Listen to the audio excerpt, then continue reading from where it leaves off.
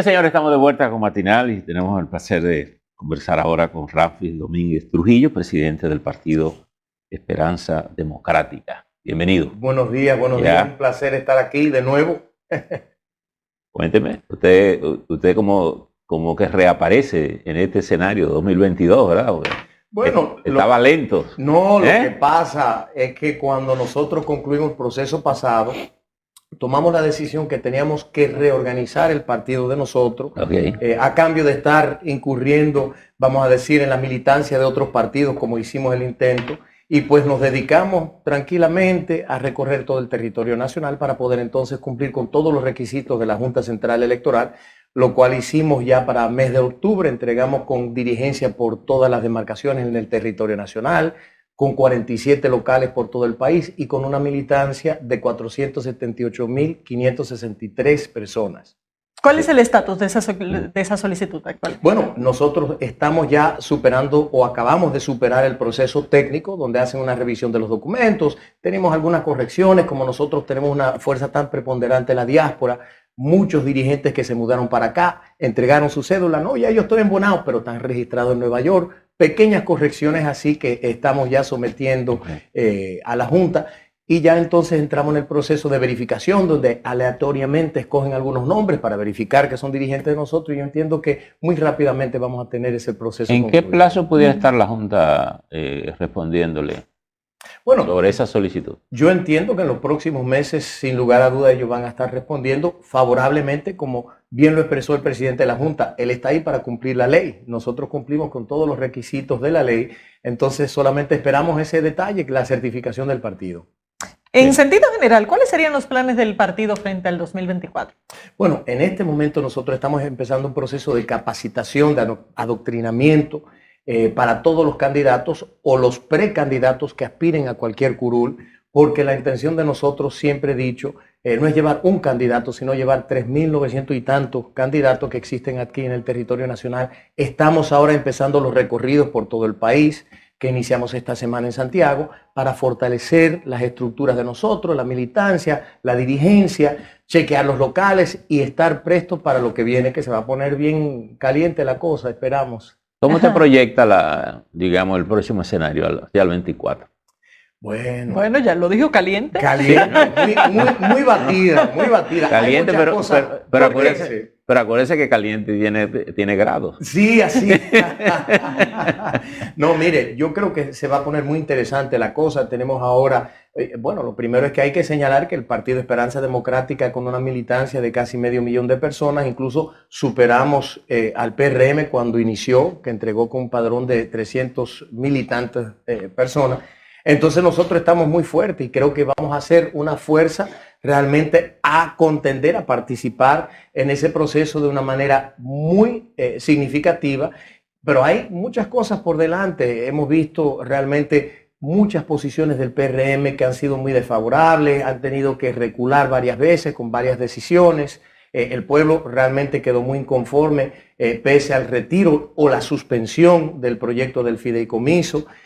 Hay muchas cosas que estamos viendo en el deterioro dentro del mismo PRM, Domínguez, dos fuerzas políticas peleando, y vamos a ver qué pasa en los próximos meses. En su caso particular, ¿cuál es su situación para ser un posible candidato a cualquier posición en República Dominicana, en su condición de que usted nació fuera del país y temas de las nacionalidades? Mire, yo siempre he dicho, Percio, que nosotros no tenemos ningún tipo de impedimento constitucional, incluso para aspirar a la presidencia de la República. Lamentablemente, en el proceso pasado, por situaciones políticas, troncharon ese derecho y nosotros tuvimos la intención de llevar todo este proceso a la Corte Interamericana de Derechos Humanos, pero justamente al momento de llegar la pandemia cerraron todas las cortes en República Dominicana, y desde luego que uno de los requisitos de esa corte es que tenemos que agotar los procesos locales. Pero nosotros, por una serie de condiciones, el hecho de que le impusieron un impedimento a mi familia, por lo cual yo nací fuera del país, no por decisión de ellos, sino por una imposición del gobierno, entre otras cosas más, que nos han querido aplicar. Sin embargo, aún tomando eso en cuenta, en el proceso pasado hemos visto 2 candidatos que fueron certificados, que mantienen su doble nacionalidad, cuestión que vamos a demostrar en los próximos meses con el proceso jurídico que vamos a interponer aquí. pero siempre hemos mantenido, bueno, y a lo largo, en el 2016, otros candidatos más con doble nacionalidad. Entonces esto fue algo puntual para sacarnos del escenario político, porque no nos dejamos comprar, porque fuimos una voz completamente adversa a los intereses de la clase política aquí, y vamos a seguir hacia adelante porque ese proceso jurídico lo vamos a demostrar que fue un asunto en contra de Ramfis Domínguez Trujillo, no en protección de la Constitución y los derechos y demás. A la diáspora dominicana se le tiene que respetar. Y nosotros siempre hemos mantenido, más allá de eso, que el artículo de discriminación de la Constitución va en contra del artículo 20 que ellos quisieron usar como una herramienta política, y la diáspora dominicana no es justo que sean uno de los mayores aportes aquí al país, a la economía del país, con casi un 14-15%, y que le cierren la puerta a la posibilidad de cualquier dominicano de esa diáspora tan pujante que pueden venir aquí a tener sus aspiraciones políticas. Pero, ¿cuál sería la vía entonces nuevamente para llevar este tema? Bueno, lo que pasa es que ya nosotros tenemos un precedente, vamos a decir, jurídico, porque el proceso que nosotros interpusimos, que fue básicamente un recurso de amparo ante el TSE, fallaron desfavorablemente en contra de nosotros. Ya tenemos algo por lo cual nosotros podemos presentar, bien sea en la Suprema, en el Tribunal Constitucional. Pero eso tiene plazos, ¿está todavía dentro del plazo? Bueno, no, lo que pasa es que ese fallo ya caducó, en el sentido de que fue simplemente para el proceso del 2020, pero ya hay un precedente. Okay. O sea, ustedes van a reiniciar. Claro, es así. O sea, ya nosotros quedamos, como quien dice, libres de pecado para empezar de nuevo, pero ya está eso marcado en la jurisprudencia, por así decirlo. ¿Ha pensado en la instancia en que iniciaría ese proceso? ¿Iría a constitucional directo o...? Bueno, los abogados están estudiando el panorama político, estamos consultando con ex jueces para nosotros presentar un proceso que realmente entendamos sea el más adecuado a estos tiempos. Entonces, estamos viendo ya en los próximos, diría yo, que 2 meses vamos ya a interponer el primer proceso para poder cumplir con todo eso este año y estar presto para la batalla el año que viene. Cuando le preguntaba por el escenario hasta el 24, tenía mala intención de conocer las proyecciones que usted tiene sobre el punto de vista del esquema político. Es decir, ¿con qué usted se puede encontrar? Como dicen, entre la pata y los caballos de aquí al 24. Está el presidente, está el expresidente Leonel Fernández, está la situación del PLD, un candidato. Ha surgido ayer ya formalmente la idea de que pudiera ser tocada la Constitución al instalar la mesa de transparencia e institucionalidad. ¿Y qué pudieras cambiar de todo eso? Bueno, lo primero es que se pone interesante el panorama político, en el sentido de que yo entiendo el electorado de hoy es diferente al 2020 y es diferente, muy diferente al 2016, porque la gente ya están viendo una necesidad imperiosa de salir a las calles. Vimos la manifestación incluso de los jóvenes, que los jóvenes yo creo que van a ser muy importantes en este proceso. Representan el 43 y tanto % de la demográfica de 18 a 34, y de 0 a 34 es el 60.63% de la población. Es decir, que nosotros estamos viendo unos jóvenes que quieren algo completamente diferente a lo que se le ha presentado. Y vuelvo y le digo, tenemos en el escenario político dinosaurios políticos que tienen muchos años, y los jóvenes están buscando algo que responda más a sus necesidades. Nosotros hemos presentado un proyecto para los jóvenes, para la juventud, que ha calado muy bien dentro de las esferas del partido, y nos ha legado casi un 50% en el partido de jóvenes que están dispuestos a echar el pleito por el partido. Y yo creo que eso va a marcar la diferencia. La juventud va a ser algo preponderante en este proceso del 2024, porque las propuestas van a tener que ajustarse a la medida de los jóvenes, y asimismo los candidatos van a tener que demostrar su disposición de trabajar con los jóvenes, de renovar la política aquí en la República Dominicana, que eso es lo que quieren. Quieren una política transformada para que al final de cuentas eso incida en la recuperación de la patria y todos los valores que ellos mismos están pidiendo, para poder tener las oportunidades que se ajusten a los sueños que tienen los jóvenes, que hoy por hoy vemos un afán de salir del país, y eso es penoso. Entonces yo creo que ellos van a marcar la diferencia en el 24, y veremos qué pasan por ahí con los demás políticos. Hay quienes alegan, no, el PLD y la fuerza se vuelven a unir para poder enfrentar esa ola de transformación, como he dicho yo. Hay mucho por verse todavía, pero repito, los jóvenes van a ser preponderantes en este proceso. En sentido general, ¿cómo se está autodefiniendo ideológicamente el partido? Bueno, yo siempre he dicho, no me gusta encasillarlo, pero Evidentemente nosotros abogamos por la austeridad económica, que es algo muy importante, la defensa de la soberanía, y creo que esos dos procesos van intercalados, porque yo siempre he dicho que en la medida que nosotros sigamos comprometiendo la soberanía por medio de estos empréstitos, hoy estamos viendo un endeudamiento que excede el 70% del Producto Interno Bruto, por lo que ya, según todos los economistas, somos más que un país fallido. Pero ¿en qué asiento usted se colocaría en el banco? Porque aquí hubo una vez un político que le dijeron que estábamos en la izquierda y dije, no, lo que pasa es que ese era el único sitio vacío. el gobierno el PRM acaba de hacer su convención y adoptar la doctrina socialismo democrático, creo que fue, ¿verdad? Esa fue el concepto. Es decir, ¿cómo definirlo? ¿En qué lado del banco usted se va a sentar? ¿Hay los conservadores, los liberales, los socialistas? Sin lugar a duda que nosotros estamos del lado del conservadurismo. Nosotros estamos en contra del aborto, de los 3 causales, pero entendemos también que tenemos que tener un sistema jurídico que castiga a los violadores, un sistema de educación que le dé ese entrenamiento, esa comprensión a la juventud, a las adolescentes, que no pueden ser irresponsables con el manejo de ese tema, porque eso es lo que tiene realmente las condiciones del país muy alteradas en cuanto a los nacimientos y esa intención del aborto para eliminar ese problema como lo ven ellos. Nosotros estamos completamente en contra de eso. Vamos con la austeridad, vuelvo y repito, económica, el fortalecimiento y desarrollo de la Fuerza Castrense y la Policía Nacional para que puedan servirle al pueblo, pero con capacitación, entrenamiento y unas condiciones de vida que les permita también servirle sin ningún tipo de preocupación a la patria. O sea que los valores de nosotros, sin lugar a duda, que son completamente conservadores. Entendemos que Dios debe imperar en todos los estamentos del poder, pero a su vez entendemos también, como dijo Voltaire, es importante la separación de la iglesia y el gobierno. Un sinnúmero de cosas. Entendemos principalmente que tenemos incluso que descentralizar el gobierno.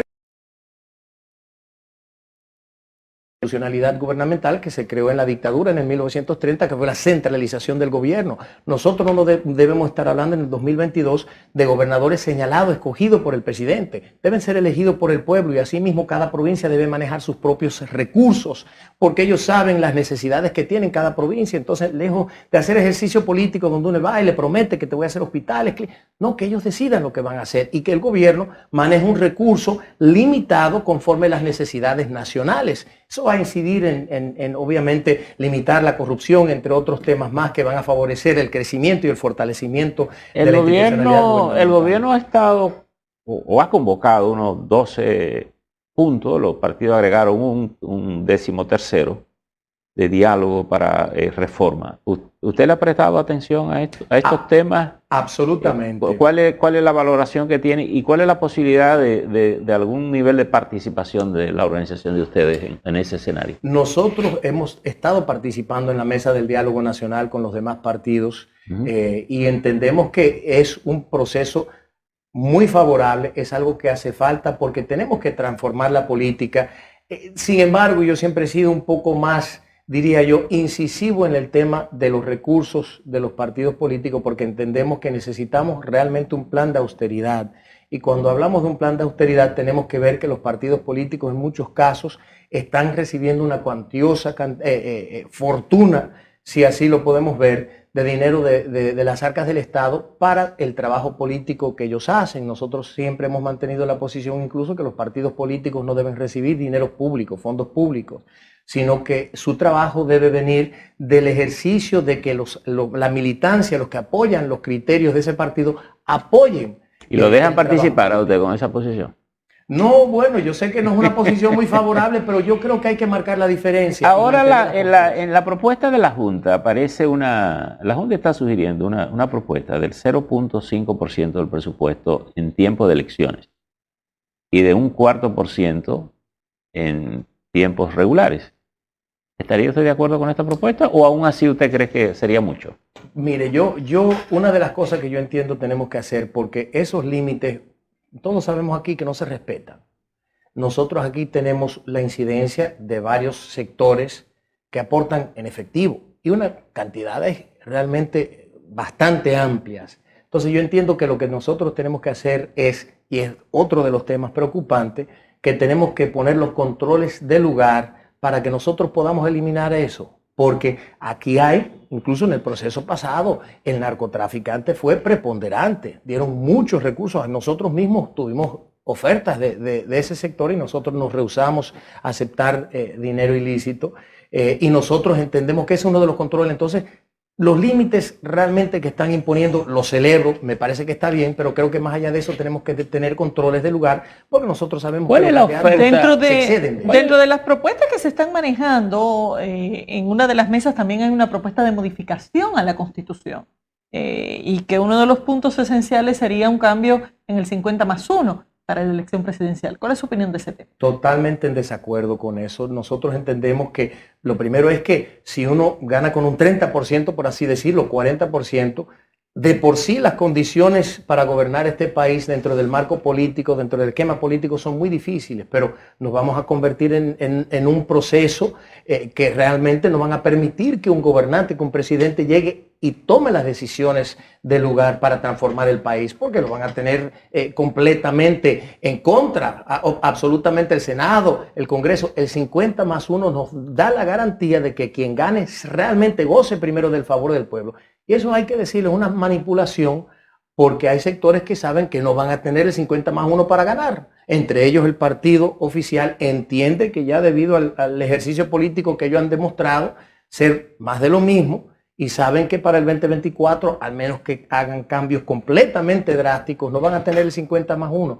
Eso no se puede permitir. Unido a eso, ¿qué tanto puede cambiar la pandemia el escenario electoral? Bueno, nosotros esperamos en Dios que ya para el 2024 nosotros hayamos podido ya rebasar esas condiciones tan difíciles, pero realmente le digo algo, nosotros vimos un alto nivel de abstención al voto en el proceso pasado, y creo que más allá de la pandemia, porque incluso recuerdo durante las elecciones municipales hubo un gran nivel de abstención, pese a que en ese momento el gobierno se había reservado la seriedad de la pandemia y nosotros salimos a votar sin ningún tipo de protección, pero la abstención estuvo muy marcada en ese proceso también. Sin embargo, nosotros entendemos que la pandemia ha incidido en el sentido colectivo, pero en el tema de la política, en el tema de la economía, ha incidido más, diría yo, que el afán por los empréstitos que no se ajustan a la pandemia. Nosotros tenemos condiciones en este momento que sí han sido afectadas por la pandemia.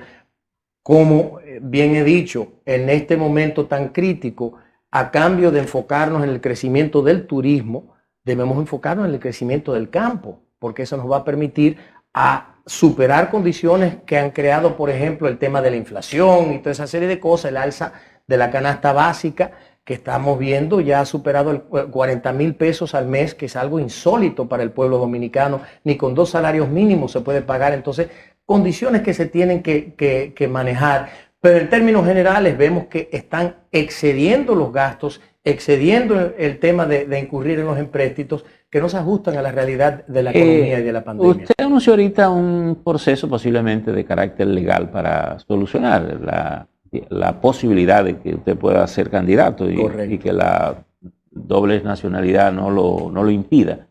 Pero hay otro tema que vi que usted anunció, no sé si una acción judicial o un reclamo al actual superintendente de banco, al doctor Fernández, que había hecho una denuncia sobre un manejo de unos 5 millones de dólares que usted había tenido a través del Banco Nacional de la Vivienda, del entonces Banco Nacional de la Vivienda.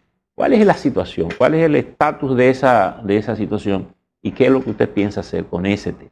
Mire, que realmente, como siempre he dicho, el caso del BNB, cuando salió el hoy superintendente de banco, en ese momento activista político del PRM, que entiendo yo fue favorecido por el presidente al salir a lanzar ese ataque en contra de nosotros, pero ya para ese momento el caso, y todo el mundo aquí lo sabe, incluso él, ese caso fue ventilado en la Corte de Miami justamente, y los mismos abogados del BNB señalaron que nosotros no tuvimos nada que ver, al contrario, hicimos todo lo posible para que el país no saliera perdiendo, porque aquí hay una complicidad, diría yo, que institucional, donde a la gente no le importa, siempre y cuando ellos se busquen lo de ellos. Entonces ya ese caso se había ventilado en la Corte de Miami y el superintendente de banco lo sabe. Entonces nosotros retamos al superintendente porque dijimos, señora, ahora usted está en la superintendencia. Si es verdad lo que usted dijo, vamos a hacer algo porque ya usted tiene las informaciones del lugar. Claro que no va a hacer nada porque fue una táctica política solamente para hacerle daño y tratar de desarticular el proyecto. Señor Domínguez, tenemos ya solamente un par de minutos.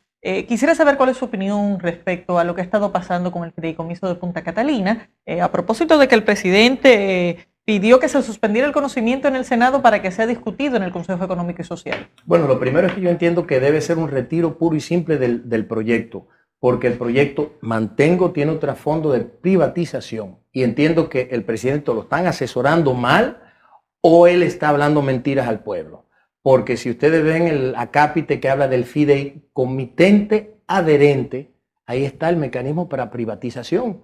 Y el adherente, para que la gente sepa, adherente es de adhesión, de agregar. Es decir, que no lo tiene que decir ahora, sobre la marcha se pueden agregar otras partes que al final de cuentas se pueden quedar con Punta Catalina. Y por eso yo incluso le dije al presidente, si usted está tan seguro que más nunca se puede privatizar, ponga su patrimonio, porque le está pidiendo que el pueblo ponga su patrimonio. Hay un trasfondo de privatización. Encima de eso hay que aclarar bien qué fue lo que se invirtió en ese proyecto, porque antes de este proceso Antonio Almonte habló de un monto de 3.300 millones de dólares, luego en el contrato aparece un monto de 2.200 millones de dólares.